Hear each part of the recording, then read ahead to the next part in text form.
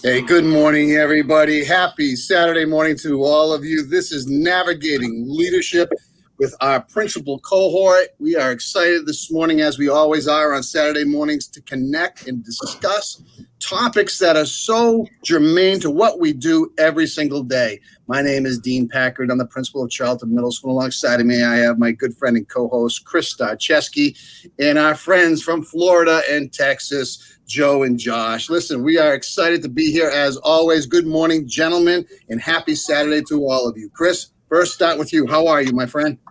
Man, we're doing great. Saturday, it's the weekend. Shut it down after a long week.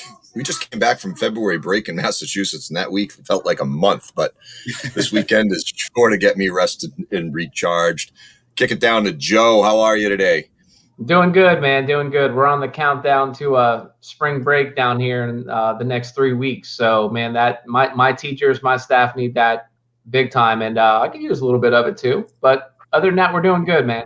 Yeah, principals Awesome. allowed to have that downtime. I forget if that's actually something in our contracts. Oh yeah, we'll see about that. That was a sidebar joke. Josh, how are you, brother?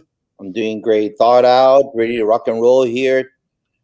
Have those quality words with each other and making sure that we grow together as a country.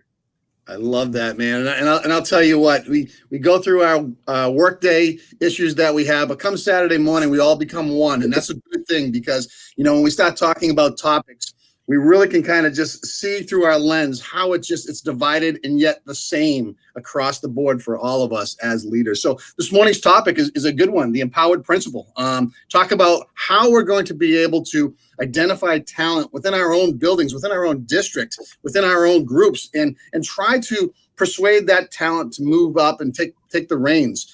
Being a principal today is probably one of the I want to say most rewarding jobs, but yet one of the most challenging jobs. Just like being a teacher. I mean, we're dealing with people, we're dealing with kids, we're dealing with community members, and we're not just doing it in a 9-to-5 day fashion. We're doing it 12 hours, 14, 16, 18 hours a day, 7 days a week, and it never stops. But I still find great value in what we do, and I think this topic is going to be a lot of fun. Chris? Absolutely is. When we talk about cultivating, leadership, we talk about finding individuals in our buildings, in our districts, in our profession that really want to carry the torch, but also have an idea about what the vision of schooling can be like down the road and how their individual skills can really help complement that vision. And it's not an easy job, as you know, in the current situation that we're in. Finding leaders who are interested in crossing those rails onto this side, it's challenging right now.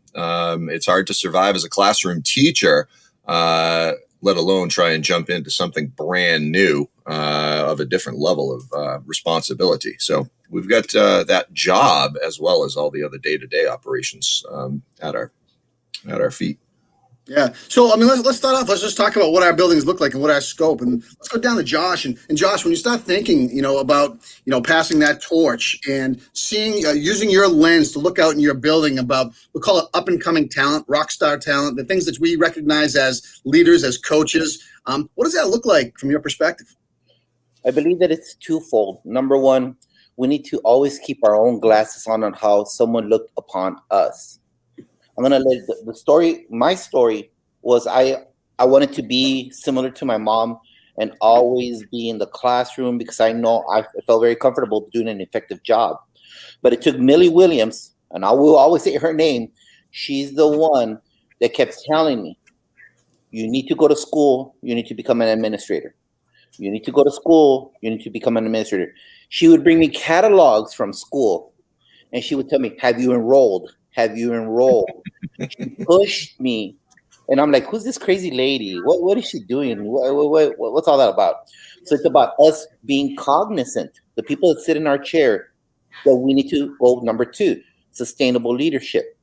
That when we get there, we hire people that not only love kids, that's the crucial part, because people could be talented and not like kids, but love kids, and we should be able to hire people that are way smarter than us and not fear that they're smarter than us to create the master schedule, to create a systemic approach on textbooks, to create a new way of structuring tutoring. we need to always look for it, make it a point. And number two, always making sure that we create people that are smarter than us, yet love kids.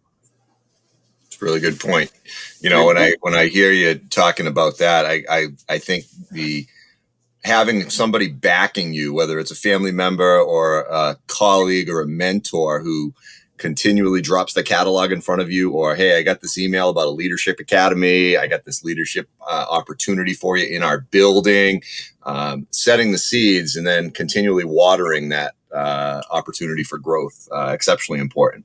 Joe, thoughts? Yeah, similar to Josh, basically, leadership was never something from the school end that I was looking into. It was just a matter of a strong leader, principal, well known in the district, long history of just being, strong at what she did. And I was working for her and just doing a lot of things. And she came to me and said, "It's time to make a decision. Either you're going to be coaching college baseball or becoming an administrator." And to be honest with you, I think it was just the work ethic that she saw in me that really portrayed what she valued to be in administration. And that's why she came and I think seeked me out to do that. But at the same light, she really told me when I said, I really appreciate you coming to me. And this is great. She goes, "I didn't come to you, Joe. You came to me with your work ethic and what you did.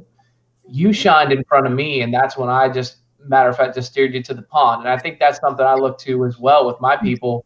When they come to me and tell me about an interest, I say, well, then let me see it. And don't do little projects here and there. Let me see that every day and what you do and how you carry yourself. And to be honest with you, it'll be an easier transition. Definitely. And I can support that 100%.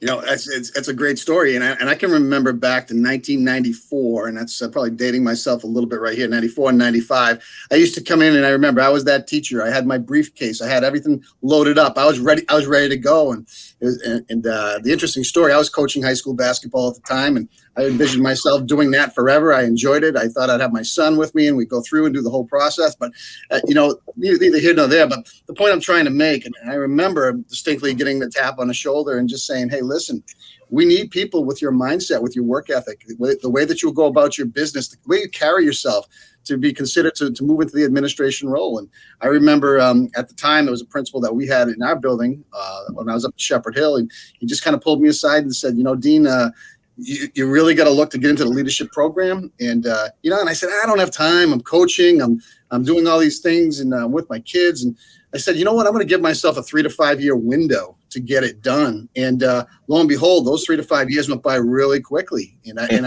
once I got it done, it was a second master's, leadership and administration. And I said to myself, "Okay, is the doctorate next?" I said, "Nah, I'm not going down that road. I don't think I need it." But the moral of the story was, I'm glad I did. And you don't realize the value of time when you're young and you have kids and you have a family, because you're trying to live each day. And before you know it, 3 years goes by, 5 years goes by, and you have that certificate that allows you the opportunity to get into an open position.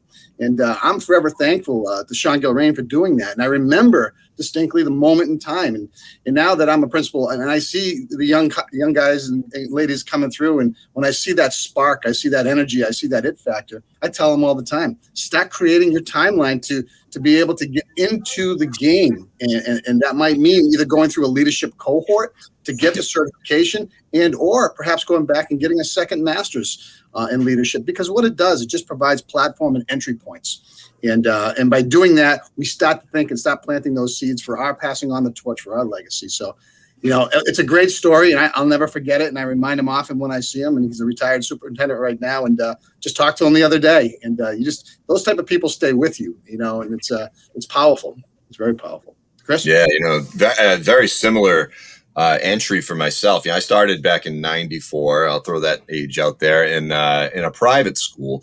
After a year and a half of teaching, I moved into residential administration, and I ended up staying in those types of roles for 10 years overall. When I started teaching in the city of Worcester in the math department, after having had a master's in ed and this private school admin experience, teaching math and that leadership experience from the private school kind of led me into, a little bit of a fast track to become a math department head, because I was really passionate about the subject, and we used to have really engaging conversations, and there was the opportunity there. As soon as that happened, the principal at the time pulled me aside and said, "Hey, we've got this administrative leadership cohort in the city of Worcester.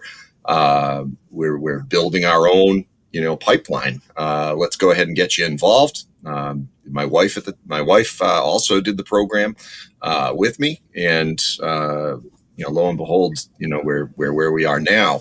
But I guess the most important thing for me as I sit down and look back on that was that there were opportunities that presented themselves, and I saw an opportunity to actually make a change and make a difference. And I think that's what I look for in my teacher leaders, folks who they're satisfied with the status quo as it stands, but they're not satisfied with the idea of not challenging it. They want to continue to move forward. They're happy where they're at, but they know they can be better, and they know that the next level is attainable. And sometimes that's through their experience, but sometimes it's through open-mindedness and conversation with colleagues. And then they say, you know what, that was a really good idea. Let's lay the path for that. And I think we need to do a better job of identifying all of those experiences and opportunities that present themselves, and how teachers who challenge the norm and work to be better can actually get into that leadership pipeline. They don't consider it leadership, I guess is what I'm saying. They consider it just doing their job and doing it well. Correct. We need to shine the light on them and make them understand that, gosh, that idea, it's got a powerful opportunity to have transformative change associated to it. And we got to figure out ways to continue to thump that drum and pass the microphone and megaphone to them so they can get their colleagues on board. Well, I think that's absolutely essential. Now, let's take a different twist and look through a different lens. I mean, what do you look for? And Joe, we're going to start off with you. What do you look for when you see that aspiring, budding talent? What are some of the things that, when you're walking down the hall and you're going into a classroom and you just say, I saw this, and I know this is something that is part of a regular routine for this educator. This is somebody in my wheelhouse. Well, work ethic transfers from any job industry, work industry that you can imagine. If you've got work ethic, it's going to transfer. And I think that's one of the pieces that I take a look at. I find myself, really have the eye for it. It's something that's very near and dear to me because, I always look at the pay it forward connotation to see that if someone didn't seek me out, where would I be today? And so I really do pride myself to look around the building and see the talent, see the dedication of the teachers and what they're currently doing, and really home in on how we can leverage, their abilities to make the school better. And then I take a look at it and say, this could really lend itself, especially with their peer relations and how their peers respond to them, is another huge factor that I take a look at, because respect also transfers and travels from any job you go to. And so once I see those kind of pieces, that you've already got the respect of your peers and the respect of your administration and the people around you and your kids, that to me travels and transfers, and is one of those pieces I think is just one of the strongest evidences of future opportunities if that person wants that. Joe? And it's just having those conversations with them constantly. Yep. Letting them know, but not just saying, hey, you should become an administrator. I let them know, look, Joe, I see this in you. When I walked into your lesson 1, 2, 3, and I believe that in your collaborative team, can you present that to everybody? Show them how that happens. Let them know. And every once in a while, a little text, hey, future principal, hey, it's things like that encourages them. And nonstop, because you know what? If they're good for kids, they're good for our community, they're great for our country, because we need to prepare those kids. And we need to have the right people engaging the adults with great practices. And that's why we need to keep on having those conversations almost as much as frequently as possible once we do those walks in the hallway. And it's keep letting them know, you Joe, you Dan, you Mary, you need to be a principal. And then place them in positions of quote unquote authority. That way people start giving them the recognition. What kind of medal are you? I tell them. What is your name? Once they want to be administrators. What's your name in the campus? What's your name in the district? Are you copper? Are you silver? Are you gold? Are you platinum? When people speak your name, do they even know your name? So let me help you get that chair by putting you in positions that will get you raise the value of your name. You know, I'm looking at it, and I coined the term game changers. And we work with some amazing educators that they don't even know that they have the talent yet to explore these options, because they're very good at what they do within the confines of their classroom, and maybe with some peer interactions. But I'll tell you what, from a teacher lens, you know, it's just the next step. It's that energy, it's that desire, it's that passion to have that ripple effect for more people. And that's what I see that is so important. As you know, you walk into any classroom, you know, you got into the business of teaching for a teacher to help kids and to sell a product. You're selling a product, you're selling education, you're selling curriculum, okay? And you're marketing it. You're marketing it to the audience of the consumers, who are the parents and the kids. So teachers have this in them. They just don't know how sometimes to pull it out and see things from more of a global perspective, which is really interesting to think. You've got a finite position of what your thoughts are in that classroom. You go to the assistant principal, you become a little more global. Principal, even more global. Superintendent, 30,000 feet global, okay? So it's just in how you're steering what you're doing. Yeah, you know, I think, you know, Dean's point about the teachers not understanding the influence. There's a great book I read years ago on a leadership team called Leadership on the Line by Heifetz and Linsky out of Harvard. And the analogy that they used continuously was all about the balcony and the dance floor, right? And the teachers are continuously on the dance floor.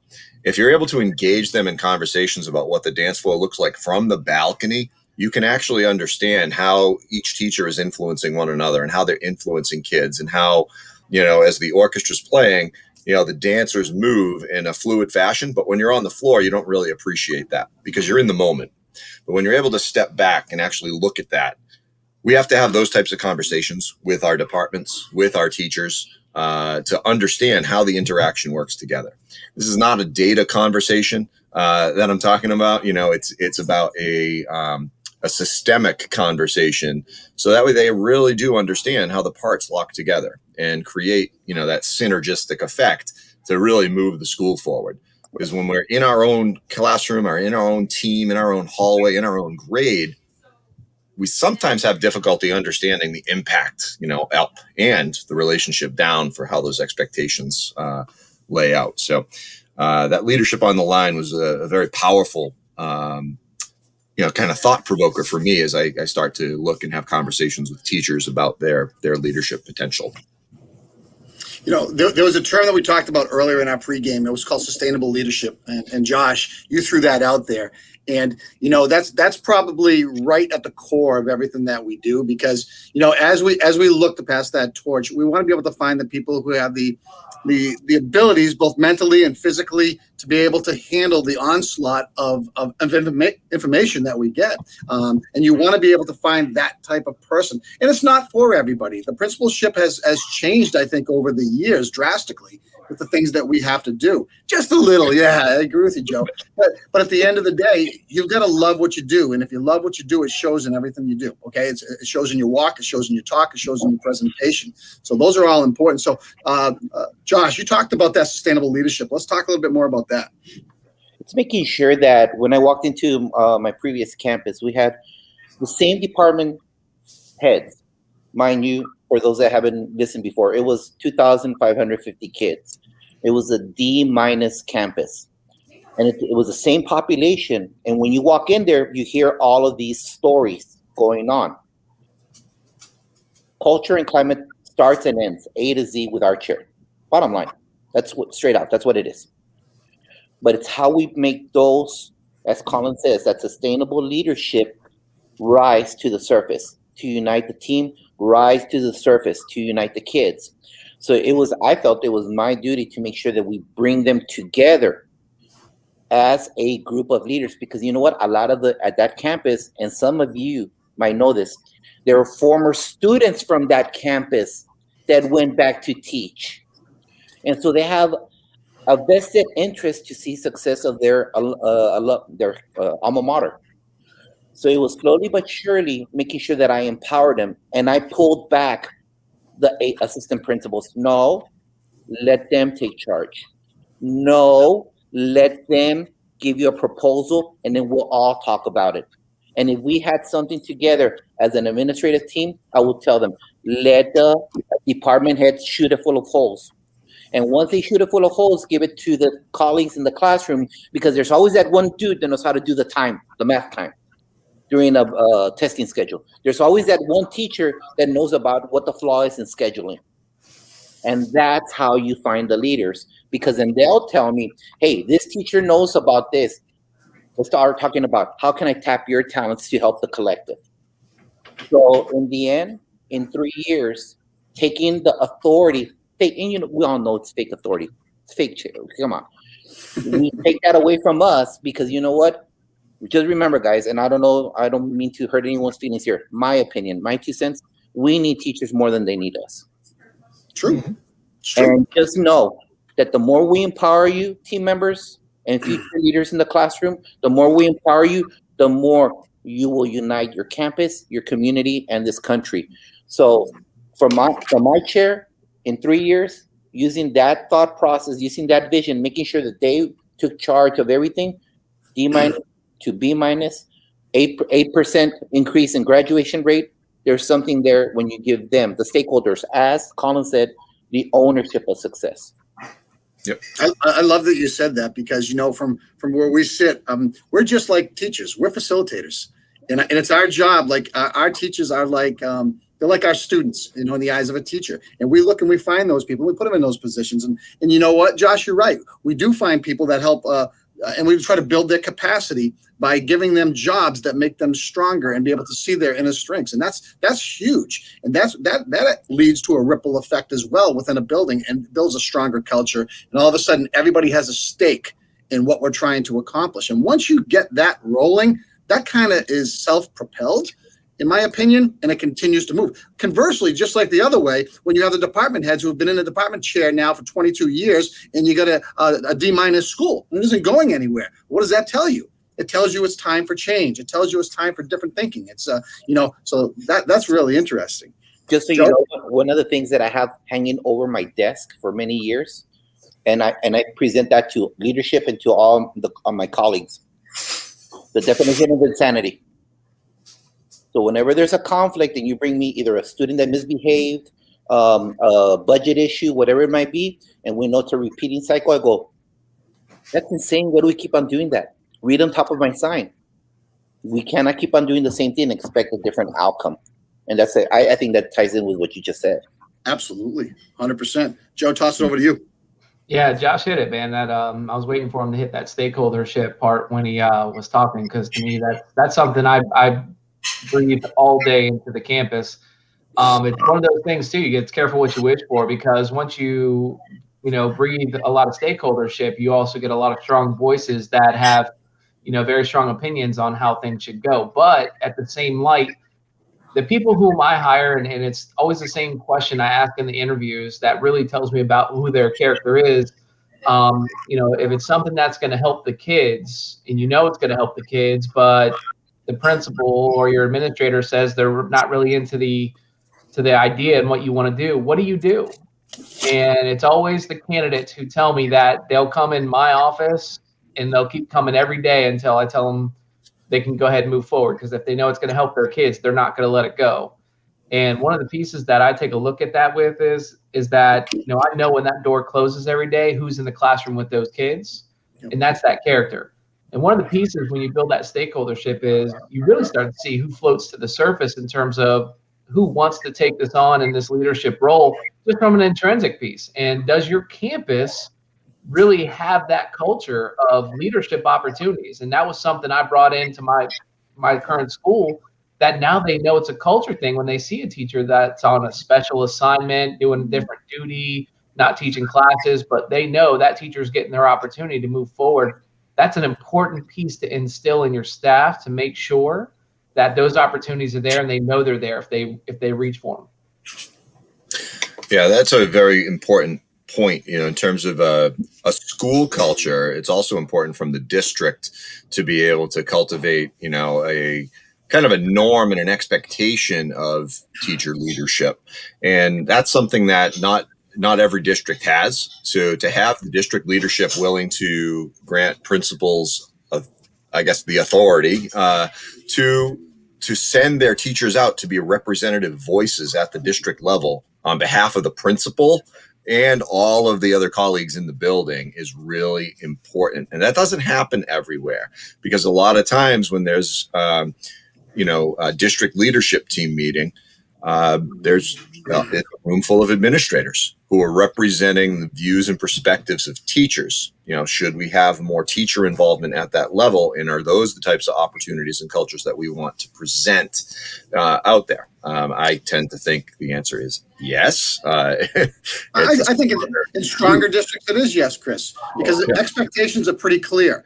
The reason why we are in leadership is because we can carry on the focus of what's important. And if you have those clear expectations, I think it becomes part of everybody's daily routine. Yeah. Now, and you listen, I've met a lot of principals over my 20 some odd years in administration. None of them have all the answers. And if there's ever a principal you're talking to that says they do know all the answers, run as fast as you can, because it's not even close. I don't even care if it's a superintendent, they don't have all the answers. You're only as good as the people around you. You're only as good as the people that you empower. You're only as good as the people that you bring into the trenches with you, because you've been there before and you build them up. You support them. You pick them up when they're down, but you praise the heck out of them when they do something great, because that's what leads us forward in a positive light.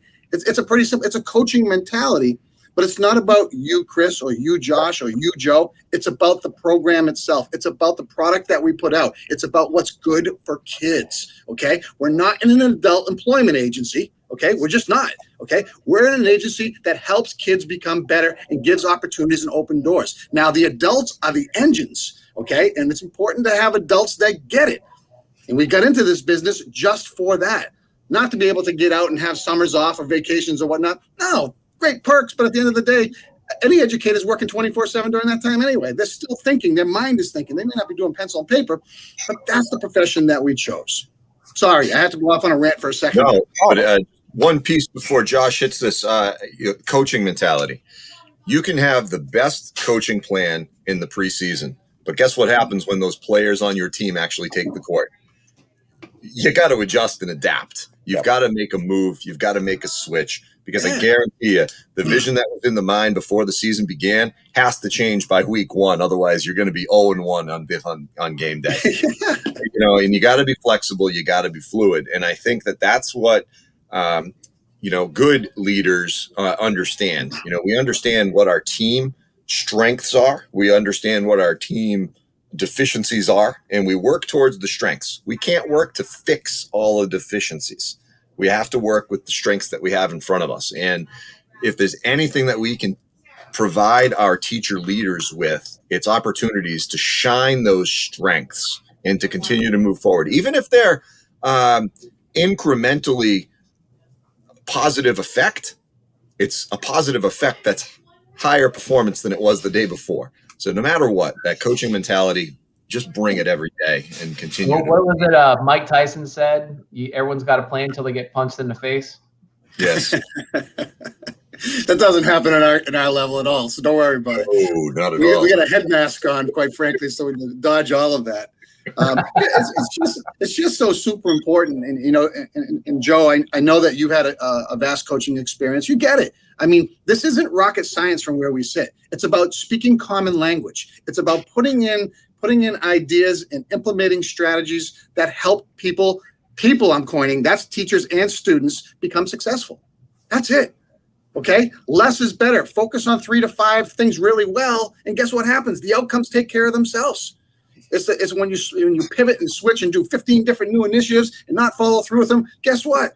Everybody gets all fired up and say, okay, there's another thing that we're not going to follow through on. Again, slow down, take some breaths, find those people around you that fill the voids for the things you can't do, build their capacity, and let the engine run.